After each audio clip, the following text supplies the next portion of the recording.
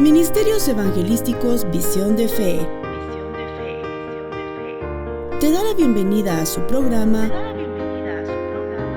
Consejo, Verdades Bíblicas, con el pastor licenciado Luis Alberto Palacios. Un programa de bendición para tu vida espiritual.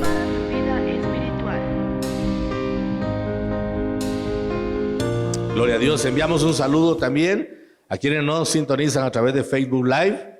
Nuestro saludo fraternal con fuertes palmas, hermanos. Saludo a los hermanos en Cristo. Hay hermanos que nos sintonizan en diferentes lugares, en el extranjero, incluso hay hermanos que son sustentados por la palabra. Y qué bueno, ¿verdad? Que la palabra corre y nadie la puede detener. Amén, hermanos. Quiero que me acompañe a la primera epístola de Pablo a los Corintios, capítulo número 11. Y vamos a leer como un texto áureo el versículo 26, por favor.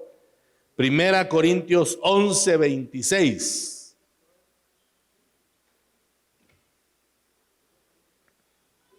Quiero hablar del propósito de la Santa Cena, para que tengamos, hermano, más firme la doctrina, ¿verdad?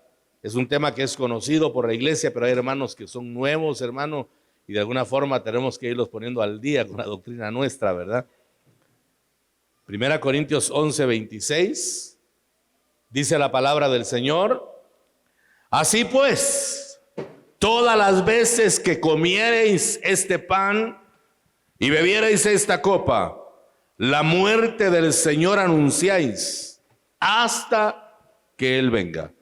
Leo de nuevo: así pues, todas las veces que comiereis este pan y bebiereis esta copa, la muerte del Señor anunciáis hasta que Él venga. El Señor nos bendiga a través de su palabra, hermanos amados. Yo quiero hablarles de la importancia que tiene esta bendita comunión por medio o a través de la Santa Cena.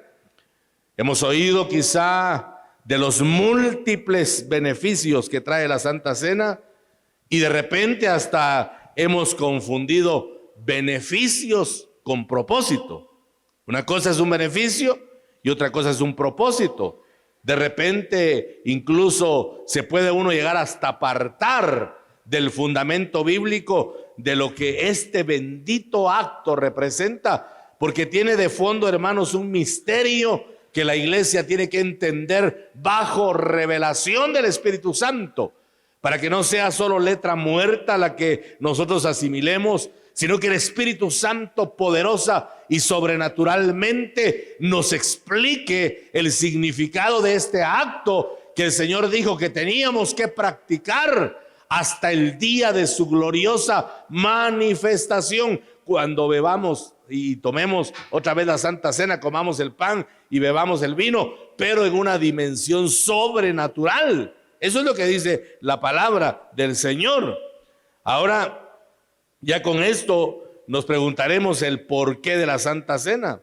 Y si vamos a la Escritura, encontramos este fundamento, hermano, que nos sirve para nutrir nuestra fe cristiana, para entender, hermano, lo importante que es que participemos de la Santa Cena, porque el Señor mismo llevó a cabo ese acto bendito con sus discípulos. Recordemos que fue Él quien tomó en sus manos el pan, lo partió y luego lo repartió a sus discípulos, dice la palabra. De igual manera tomó también el jugo de la vid y lo compartió con los discípulos y dijo que tenían ellos que practicar lo mismo, repito, hasta el día de su gloriosa manifestación.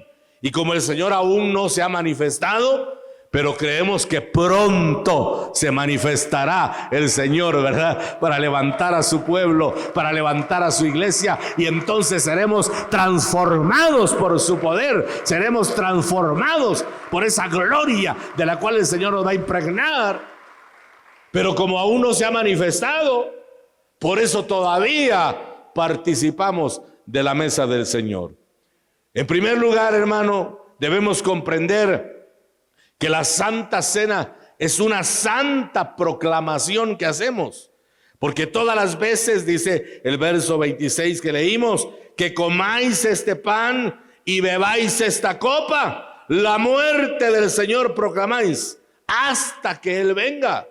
Porque cuando tomamos el pan, hermano, figurativamente estamos mostrando ese proceso en el cual nuestro Señor fue inmolado a causa de nuestros pecados. Su cuerpo martirizado de una forma, hermanos, impresionante. Su cuerpo fue lacerado por culpa nuestra, como paga por nuestros pecados, como propiciación por nuestras faltas. El cuerpo del Señor fue castigado. La palabra declara que lo bofetearon, que lo azotaron, que lo escupieron. Y todo esto es una santa proclamación para que el mundo sepa que Cristo vino a pagar por el precio del pecado de toda la humanidad. Y aquel que corre hacia Él, aquel que se acoge de esa gracia, no solo encuentra el perdón para sus pecados, sino que dice la Escritura que el Señor le da la vida eterna. Eso dice la palabra de Dios como un regalo adicional, ¿verdad? Aleluya. Dele fuerte las palmas al Señor si son para Él. Bastaba con el pago que el Señor hizo por nuestros pecados. Para mí que era suficiente con eso. Pero el Señor aún nos da la vida eterna, una vida abundante, una vida sin fin. Y nosotros cada vez que participamos de la mesa del Señor, seguimos proclamando ese bendito sacrificio en el cual el Señor pasó por nuestra muerte, la muerte que a nosotros nos correspondía. La muerte que nosotros teníamos que pasar, Él la pasó como un cordero sustituto. Él tomó nuestro lugar de muerte para que ahora nosotros tomemos su lugar y tomemos el lugar de vida que el Señor tiene para su pueblo. No nos cansemos entonces de proclamar ese momento glorioso de nuestra redención, donde se pagó el precio total. ¿Escuchó eso? Se pagó el precio total por nuestras culpas. Por eso yo siempre enseño que el diablo no puede venir y acusar nuestra mente por los pecados del ayer, por los pecados del pasado, porque el Señor ya pagó por cada uno de ellos. El enemigo no tiene ningún derecho de apagar el fervor de nuestra adoración, recordándonos lo malo que fuimos en el pasado, las transgresiones que cometimos, hermano, los pecados que practicamos, porque el Señor ya pagó por cada uno de ellos. Y cuando tomamos la Santa Cena, cuando tomamos el pan, cuando comemos ese pan, estamos declarando que así fue triturado el cuerpo del Señor. Yo siempre insisto que el profeta Isaías, en la visión que tuvo del momento de la redención, él miró al Señor como una masa sanguinolenta, porque dice textualmente que no había forma humana en él. ¿Hasta qué punto despedazaron al Señor que en la cruz no se miraba un hombre lastimado? Dice claramente el profeta que su aspecto no era humano, porque era mi Señor una masa sanguinolenta nada más. Había tal vez colgajos de su piel, hermano, por la forma grosera en que fue azotado por los romanos. Era una masa sanguinolenta. Imagínense el sufrimiento, el dolor, el padecimiento amargo que el Señor tuvo en la cruz. Y digo amargo refiriéndome al dolor, porque dice que el Señor escupió la hiel que le dieron para anestesiarlo. Porque mi Señor, el proceso de redención, Él no lo pasó con amargura, porque dice que delante de sí estaba puesto el gozo de vernos a nosotros como un pueblo redimido. Y por eso el Señor soportó la cruz, soportó el martirio, hermano, para que hoy disfrutemos de la vida abundante que Él reparte. Alabado sea el nombre del Señor. No nos cansemos entonces de proclamar la muerte del Señor y su resurrección. Tomamos el pan hablando del martirio, y cuando bebemos esa copa de vino, que por cierto, hermano, muchos se preguntan por qué usamos vino. Yo les pregunto a ellos que por qué usan pan, Y me dicen porque la Biblia dice que era pan, entonces le digo, por eso usamos vino, porque la Biblia también dice que hay que usar vino. ¿Sí? Eso queda claro, ¿verdad? Porque muchos no, pero no es conveniente, no es correcto. La Biblia dice que el Señor tomó del jugo de la vid, ¿correcto? Y eso hay que tomar, el jugo de la vid. Bueno, pero ese es tema para otra ocasión, ¿verdad? Esa bendita sangre representa el vino. Sangre que purificó nuestros pecados. Sangre incontaminada. La sangre del Señor no tenía, hermano, pero ni una pizca de pecado.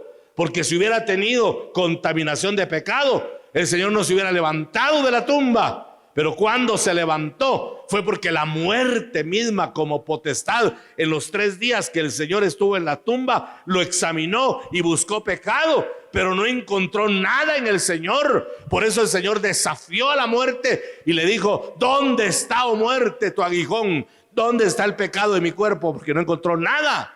Y entonces, cuando no encontró nada, el poder del Padre lo levantó de entre los muertos, hermano amado. Lo levantó hasta un lugar de gloria donde el Señor está bendiciendo a su pueblo y nos sigue dando la promesa que si nos alcanza la muerte física, usted y yo no nos vamos a quedar en la tumba. El Señor nos va a levantar también poderosamente en el día glorioso de la resurrección. Aleluya, alabado sea el nombre del Señor. Mire la importancia que tiene proclamar la muerte del Señor Jesucristo y su resurrección. Y cada vez que participamos de la mesa del Señor, estamos de alguna manera proclamando estas verdades que les estoy compartiendo esta mañana. Segundo aspecto, versos 27 y 28 de 1 Corintios 11.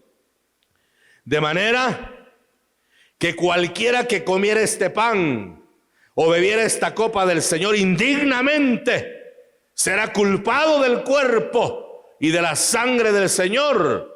Por tanto, pruébese cada uno a sí mismo y coma así del pan y beba de la copa. Cualquiera que comiera este pan o bebiera esta copa indignamente será culpado del cuerpo y de la sangre del Señor. Por tanto, pruébese cada uno a sí mismo y coma así del pan y beba de la copa. La Santa Cena también es una introspección. Eso muestra la palabra. Una introspección en la que tenemos que cuidar de no beber indignamente la copa, de no comer indignamente el pan. Eso dice la Escritura. Cualquiera que comiera este pan o bebiera esta copa del Señor indignamente será culpado del cuerpo y de la sangre del Señor. ¿Qué significa comer o beber indignamente?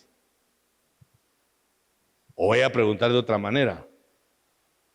Levante su mano el que se sienta digno esta mañana de comer el pan y beber la copa del Señor. Ni siquiera yo levanto la mano. Humanamente no somos dignos.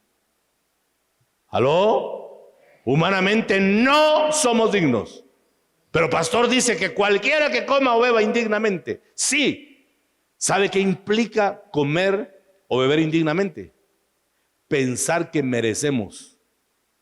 Pensar que tenemos derecho. Pensar que hemos dado la altura. Increíblemente, ese pensamiento de religiosidad es el que nos hace culpables, hermano. Porque al pensar que somos dignos, al considerar que somos merecedores, nos estamos poniendo a la par del santo Cordero de Dios que pagó el precio por nuestro pecado.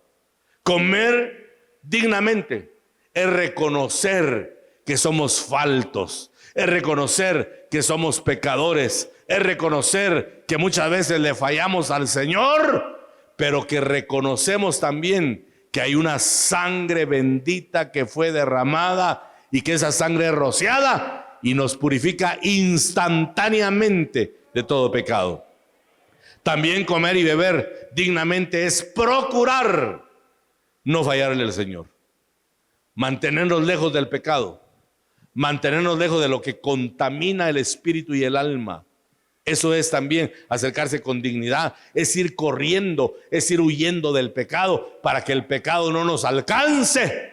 Pero si el pecado nos alcanzara, de todas maneras participamos de la mesa del Señor, porque dice el apóstol Juan que si alguno peca, abogado tenemos para con el Padre, a Jesucristo el justo, el que nos justifica por medio de su sacrificio. Pero entiéndase, acercándonos compungidos, como cuando Pedro les habló a aquellos judíos y les dijo: ustedes mataron al autor de la vida. Dice que estaban compungidos de corazón. Esa palabra significa sintiendo dolor profundo por el pecado. Aquel que no siente dolor profundo por el pecado se deleita todavía en él. Probablemente su naturaleza no ha sido transformada aún, porque el que ha sido transformado, el que ha nacido de nuevo, aquel que es una nueva criatura, dice la palabra que tiene que percibir el efecto nocivo del pecado, como David, hermano, que dice en los Salmos: cuando callé mi pecado, los huesos se secaban dentro de mí. Otra porción de la escritura dice: inundaba mi lecho todas las noches con mis lágrimas. Porque David sentía dolor y reconocía su falta y decía: contra ti solo he pecado. Lávame, Señor, más y más de mi maldad. Límpiame de mi pecado. Purifícame con hisopo santo. Porque David sabía que había un agente extraño, que había un agente que no era compatible con su naturaleza. El pecado es foráneo. Recuerde que dice la palabra que como entró el pecado al mundo por un hombre, entró, o sea que venía de afuera. El pecado es foráneo, hermano. El pecado no es parte de nuestra naturaleza, y aquel que ha pecado y tiene la nueva naturaleza tiene que sentirse compungido, tiene que sentir dolor profundo, para que ese dolor nos lleve al arrepentimiento, nos lleve a buscar el perdón del Señor, y que al momento de participar de la Santa Cena entonces podamos recibir esa naturaleza que el Señor nos sigue ministrando.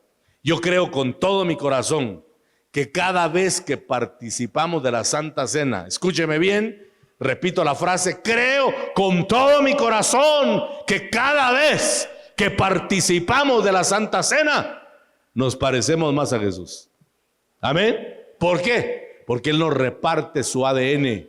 Él nos da su naturaleza santa. Entonces nosotros vamos menguando y mi Señor va creciendo en nosotros, hermano, para que todos vean la vida nueva, la vida abundante, la vida de transformación que el Señor nos da. Aleluya, démosle gloria al bendito Dios Todopoderoso. También dijo el Señor: haced esto en memoria de mí. ¿De qué aspectos tenemos que hacer memoria? ¿Qué tenemos que recordar en el momento que participamos de la mesa del Señor? Número 1, hagamos memoria de su nombre. ¿De qué cosa? Salmo capítulo 20. Salmo capítulo 20. Versículos 7 y 8, por favor.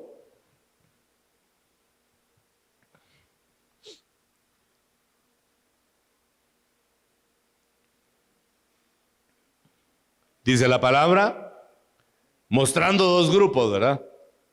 Un grupo de hombres naturales, sin Dios, y un grupo de hombres del Espíritu, que han sido renovados por el poder de Dios.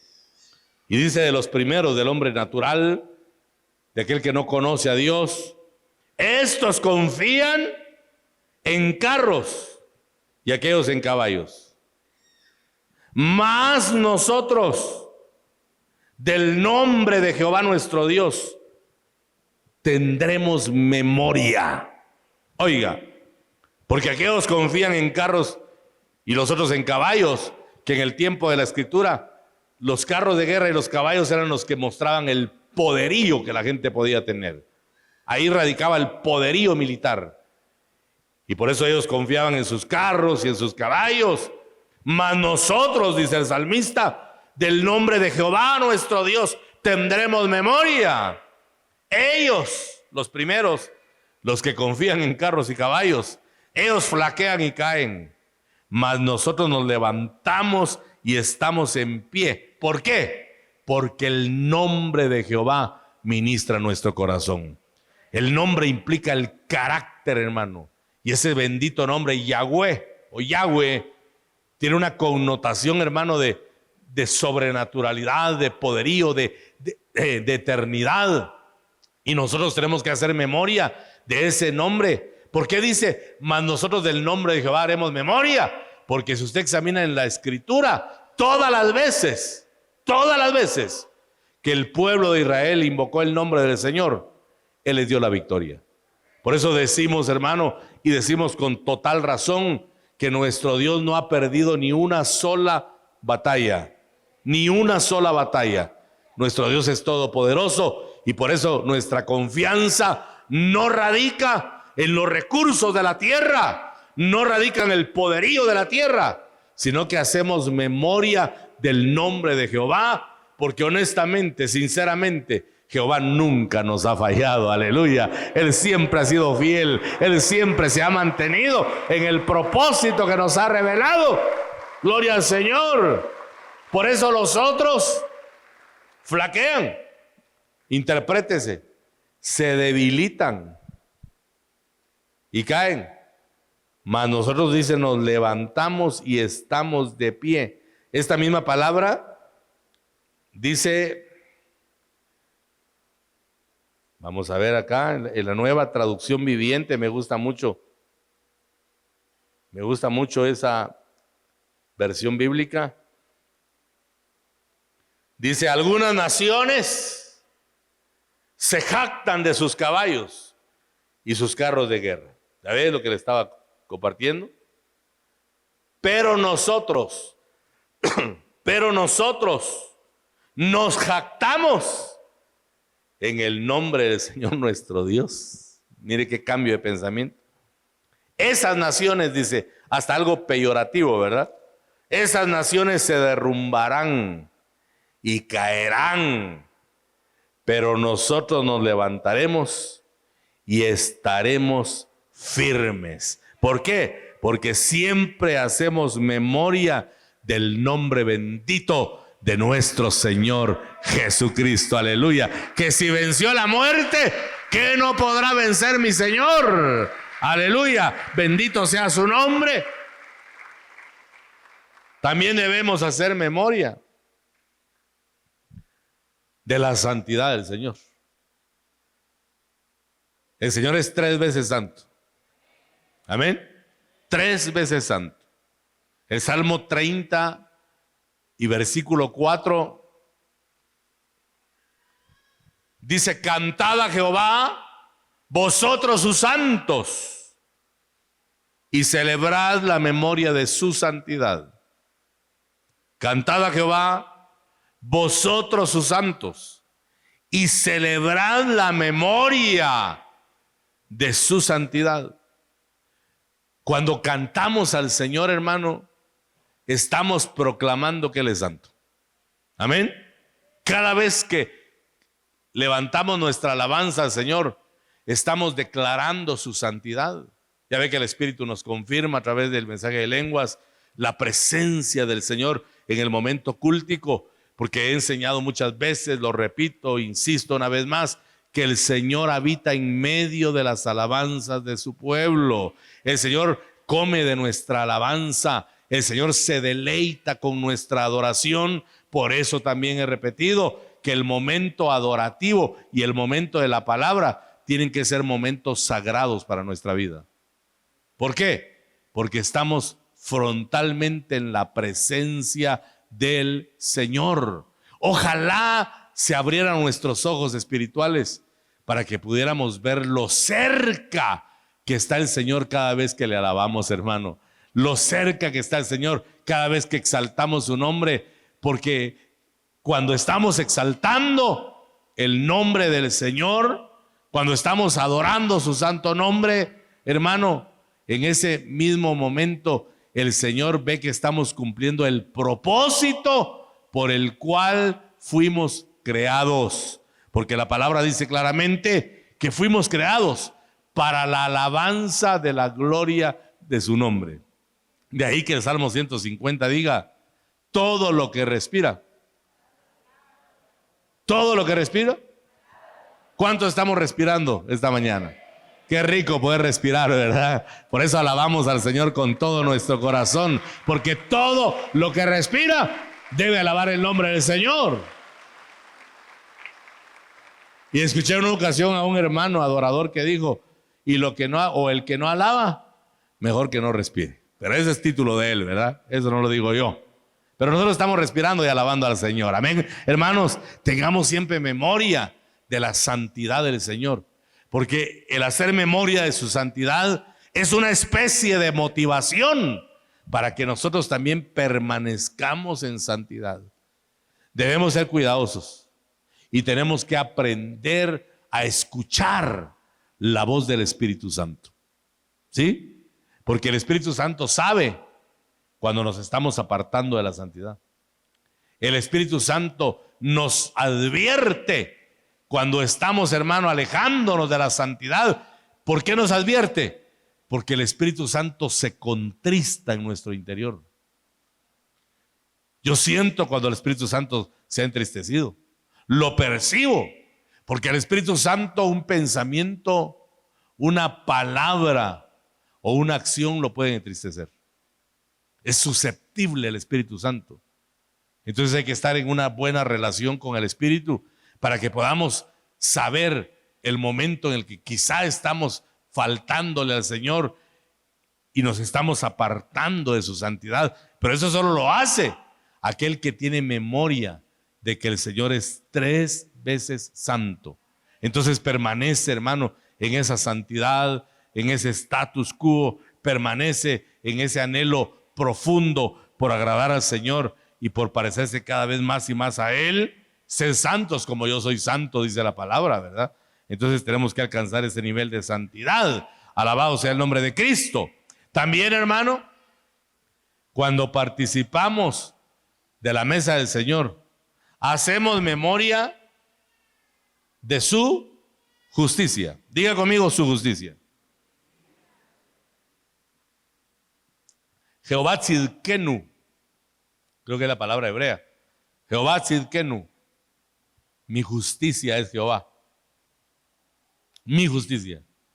Y habla de un posesivo. Porque la justicia de Dios no es la justicia de los hombres. La justicia de los hombres se vende, se compra con dinero. La justicia de Dios no. En la justicia divina, el que la debe, la paga. ¿Sí? Pero pastor, Dios es amor. Sí, pero también es fuego que consume. Porque el amor de Dios va a la par de su justicia. Y la justicia del Señor, hermano, aplica en el hecho de que tenemos nosotros que esforzarnos en agradarlo a Él. La mejor forma de reconocer la justicia de Dios es aceptar el sacrificio de Jesús en la cruz del Calvario. Porque dice la Escritura que Jesús fue hecho por nosotros poder y justicia de Dios. Entonces tenemos que tener presente esa justicia del Señor. Dice el Salmo 71:16. Salmo 71:16. Vendré a los hechos poderosos de Jehová, el Señor. Haré memoria de tu justicia, de la tuya sola. Mire el énfasis que hace el salmista. Vendré a los hechos poderosos de Jehová el Señor. Haré memoria de tu justicia, de la tuya sola. Es como que si el salmista dijera, a mí no me interesa otra justicia. La justicia que quiero vivir, la justicia que quiero experimentar es la tuya. Y por eso quiero tener memoria todo el tiempo, Señor, de tu justicia. Porque eso nos va a llevar a actos, hermano, que agraden el corazón del Señor. a actos que traigan complacencia al corazón de Dios, porque estamos caminando en su verdad y estamos practicando su justicia. Qué complicado es entender la justicia de Dios. Y digo complicado porque su justicia es muy perfecta y nosotros somos muy imperfectos. Entonces estamos en contraste, ¿verdad? Porque el Señor es perfecto y nosotros no lo somos. Entonces entender las virtudes del Señor es complicado, pero logramos entender las virtudes y los méritos del Señor por medio del Espíritu Santo, porque Él es un agente comunicante, hermano. El Espíritu Santo accesa al corazón de Dios y accesa al corazón nuestro. Entonces Él nos pone en contacto de corazón a corazón, ¿verdad? Del corazón de Dios al corazón nuestro y del corazón nuestro al corazón de Dios también por medio de la alabanza y la adoración. Y cuando eso ocurre, nuestra vida comienza a perfilarse en una vida de rectitud, en una vida de justicia, porque el fruto de la justicia de Dios es la rectitud en espíritu.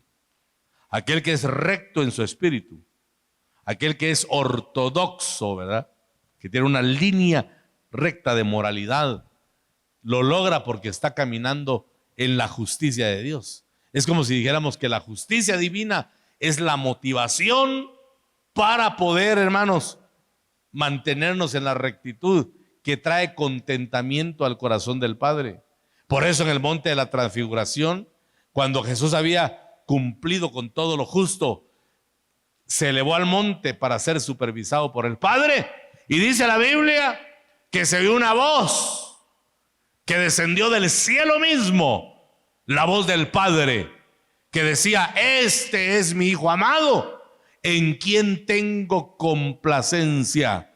A él oíd.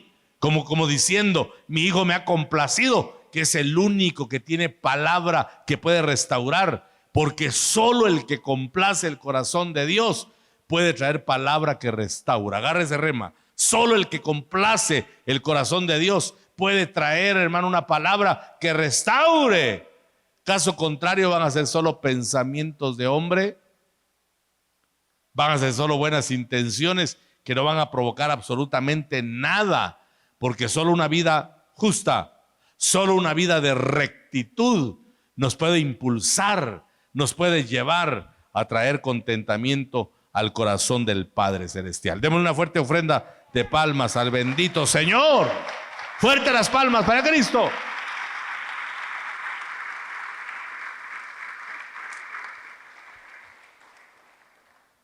Debemos también hacer memoria de sus hechos poderosos. ¿Cuántos han visto hechos poderosos de parte del Señor? Cuando Dios actúa, hermano, se queda uno perplejo, porque el Señor se burla de las leyes, ¿verdad? Físicas y químicas. Él es todopoderoso, hermano. Y nosotros tenemos que traer memoria de sus hechos de poder. Dice el Salmo 77. Mire cómo los salmos están plagados, hermano, del carácter del Señor, de la naturaleza de Cristo. Salmo 77, versículo del 8 en adelante. Pregunta el salmista: ¿ha cesado para siempre su misericordia? ¿Se ha detenido la misericordia de Dios? ¿Se ha acabado perpetuamente su promesa? Es la pregunta también que secunda. ¿Ha cesado para siempre la misericordia? ¿Se ha acabado perpetuamente su promesa? ¿Ha olvidado Dios el tener misericordia? ¿Ha encerrado con ira sus piedades? Y cuando estaba pensando esto, el mismo salmista dice en el verso 10: enfermedad mía es esta. Enfermedad mía es esta. Porque él estaba pensando: ¿dónde está la misericordia de Dios? ¿Qué pasó con sus promesas? ¿Dónde está todo lo que Dios había prometido? ¿O ya se acabó la misericordia? ¿O ahora soy objeto de la ira de Dios? Y solo pensó eso. Y dijo David: no, yo estoy enfermo. Enfermedad de mi mente es esta. Traeré pues a la memoria los años de la diestra del Altísimo. Me acordaré de las obras de Jehová. Sí, haré yo memoria de tus maravillas antiguas. Sigo David. Se lo voy a pasar al castellano huehueteco. En lugar de estar pensando tonteras, digo David, mejor voy a recordar los años de la diestra de Jehová. Porque la diestra de Jehová hace proezas y maravillas, hermano. Cuando el Señor extiende su mano derecha, ocurren cosas sobrenaturales. Yo he visto a la muerte huyendo cuando el Señor extiende su diestra. He visto cómo salen corriendo espíritus de enfermedad cuando el Señor extiende su diestra. Y he visto también que cuando el Señor alarga su brazo poderoso, de la nada aparece todo. Porque Él es un Dios grande, hermano, maravilloso, extremadamente grande, que los mismos cielos no pueden contenerlo, ni el espacio mismo pueden contener la grandeza del Señor. ¿Por qué no hacer memoria entonces de esos hechos maravillosos?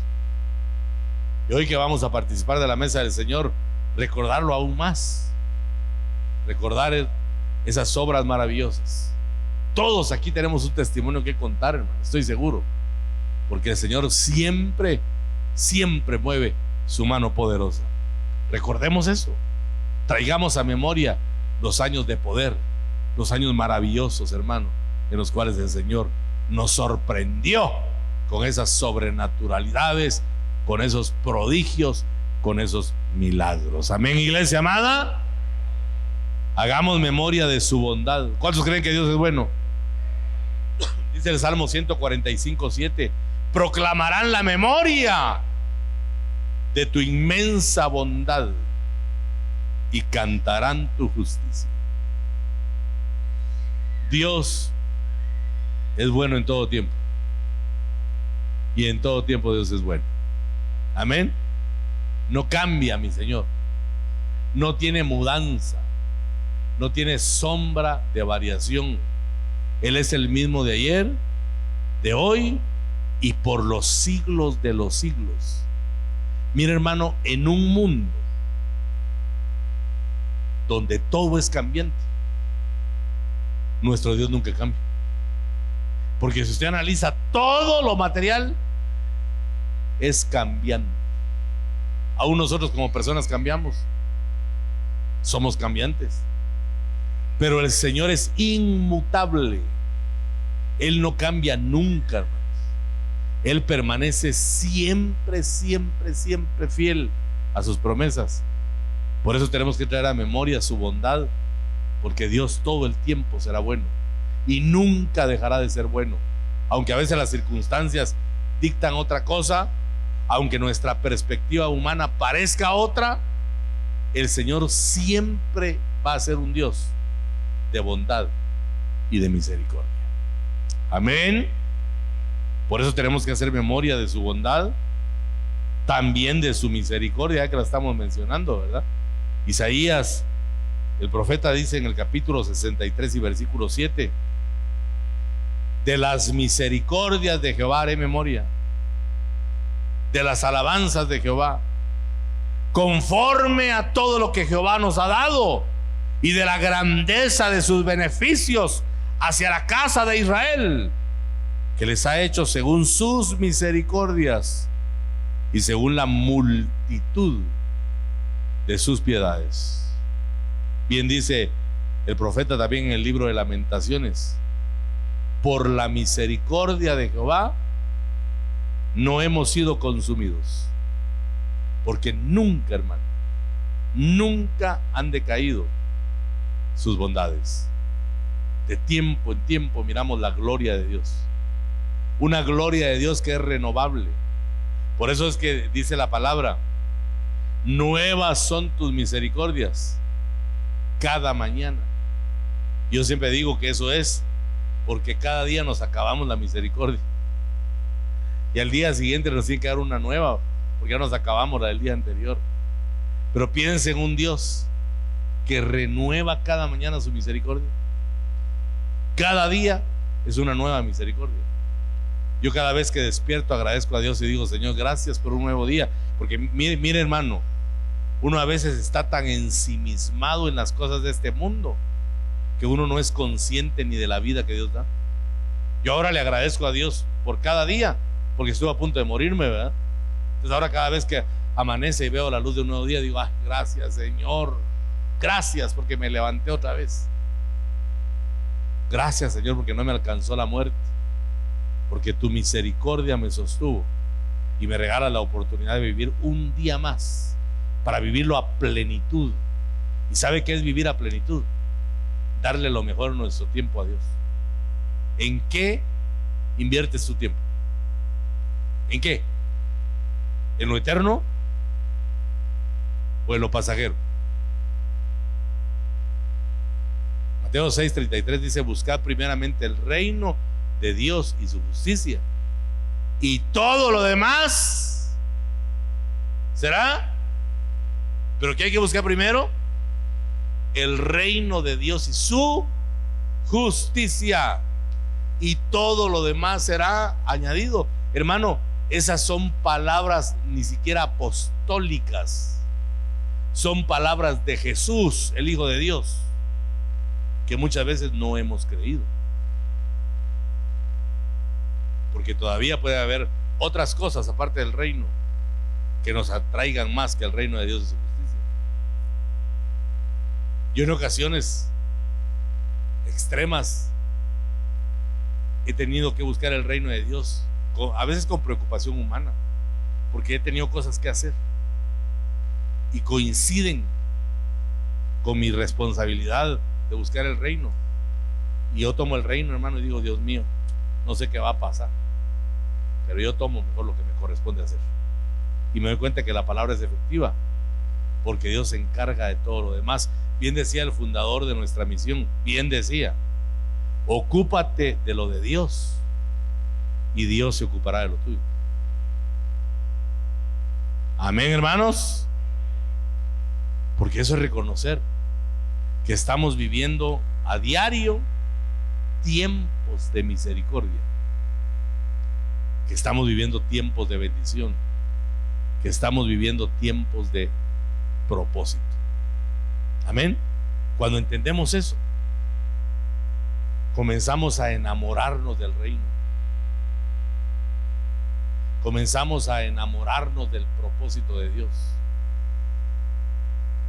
David llegó a un punto en el que dijo: cuán hermosos son tus pensamientos, hermosa es la suma de todos ellos.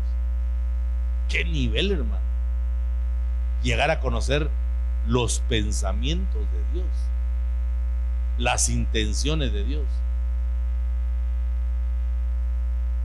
David lo llegó a conocer y estaba extasiado viendo, hermano, lo que había en la mente y el corazón de Dios. Eso es entender y hacer memoria de su misericordia, o de las misericordias, como dice Isaías 63:7.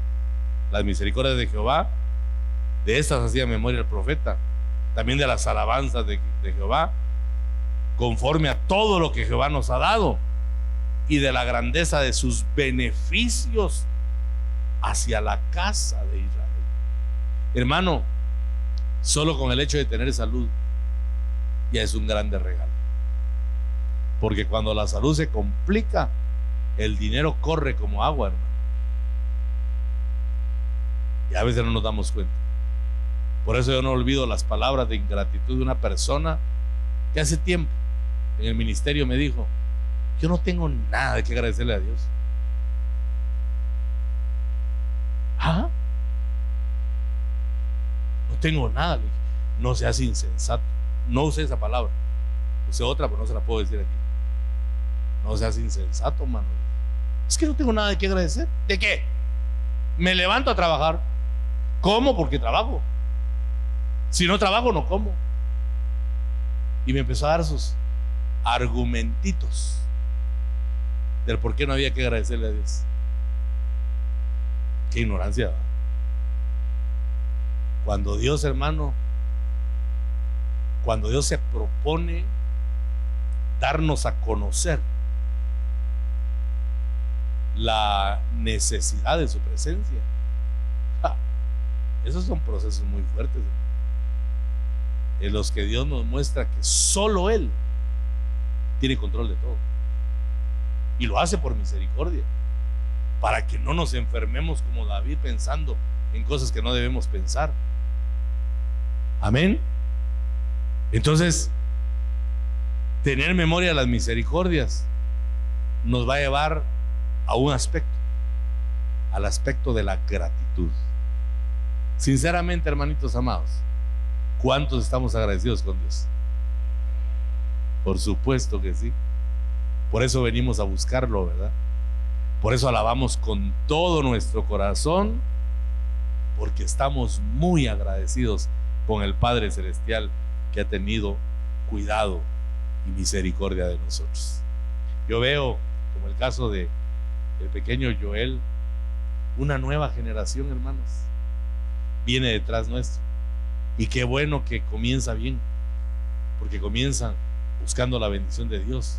Eso me recuerda a aquella mujer que escribe el libro de Samuel llamada Ana, que no podía tener familia, y dice que lloró e invocó a Jehová y le dijo: si me regalas un hijo, yo te lo voy a consagrar a ti, Señor. Y Dios la escuchó y le concedió el deseo de su corazón, y nació su pequeño, su único hijo, el grande profeta Samuel, que dice la palabra que Dios no permitió que ni una sola de sus palabras cayera a tierra. Todo lo que Samuel dijo, todo se cumplió. Qué respaldo, ¿verdad? Pero cuando tuvo al pequeño en sus brazos, lo ofreció a Jehová y dijo: este pequeño será para Jehová todos los días de su vida. Qué declaración, hermano. Este pequeño será para Jehová todos los días de su vida. Dice que Samuel dormía a la par del arca del pacto y escuchaba cuando Dios lo llamaba: Samuel, Samuel. O sea que Dios habla, ¿verdad? Y él salía corriendo a buscar al sacerdote. Sí, mi señor. ¿Qué deseas? Yo le decía a él: no te llamé. Ah, bueno, se regresaba otra vez. Samuel, Samuel. Y otra vez: sí, mi señor, yo no te estoy llamando. Entonces se puso a pensar: ah, si vuelves a oír la voz, entonces dile: heme aquí, Jehová, que tu siervo escucha. Mire qué niveles. Yo me pongo a pensar: ¿qué pasó con esa relación, hermano? ¿Qué pasó con esa comunión estrecha en la que Dios puede hablar audiblemente? ¿O será que lo que propiciaba esa relación era el mismo temor reverencial que le enseñaron al pueblo de Israel? Un temor reverencial en el que ellos tienen, hermano, hasta pena de mencionar completo el nombre de Jehová. No se atreven a hacerlo.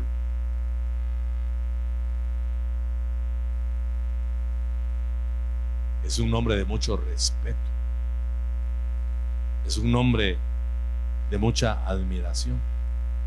Por eso no nos olvidemos del Señor. Y hoy que nos corresponde tomar la Santa Cena, recordemos su santidad, su nombre, su justicia, y apliquemos estas virtudes a nuestra vida cotidiana. Recordemos que el Señor Jesucristo ya hizo todo el trabajo y lo hizo perfecto, y gracias a ese sacrificio en la cruz de Calvario, hoy nosotros somos santos y justos y tenemos un buen nombre, porque somos llamados hijos de Dios. Aleluya. Qué lindo eso, ¿verdad? ¿Qué le parece si le damos palmas al Señor? Somos llamados hijos de Dios.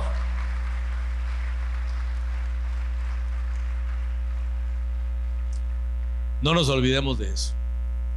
Y en este día maravilloso en el que nos va a permitir el Padre participar de la mesa del Señor, hagámoslo con mucha devoción, pero hagámoslo también con inteligencia. Hermano, Yo venía pensando, fíjese, desde anoche estoy pensando en eso. Qué momento más sagrado cuando comemos el cuerpo de Cristo. Y más sagrado aún cuando bebemos su sangre. Pero si lo miramos como una tradición, no nos va a importar nada. Si el Espíritu nos trae revelación para dimensionar la comunión de la Santa Cena, vamos a salir renovados, vamos a salir cambiados, vamos a salir transformados. Dios me ha mostrado y me ha venido repitiendo que vienen tiempos nuevos para este pueblo. Escúcheme bien, vienen tiempos de gloria, vienen tiempos de mucha gloria, vienen tiempos de visitación, vienen tiempos donde hasta el más pequeño va a palpar la gloria de Jehová en esta casa. Preparémonos entonces y hagamos siempre memoria de nuestro Señor. Aleluya. Démosle una ofrenda más de palmas al Todopoderoso.